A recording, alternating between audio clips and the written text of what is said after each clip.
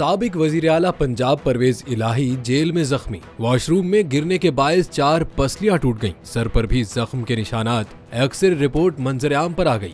Jail में परवेज इलाही के x ray लिए गए जिनमें पसलियों में फ्रैक्चर सामने आया।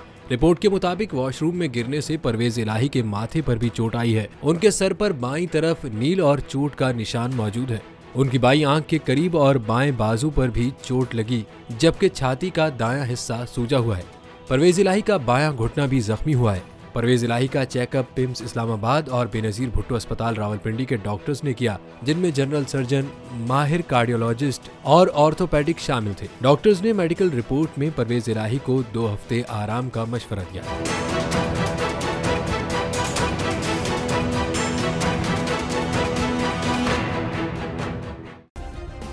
सब्सक्राइब करें और बेल दबाएं ताकि कोई खबर रह न जाए।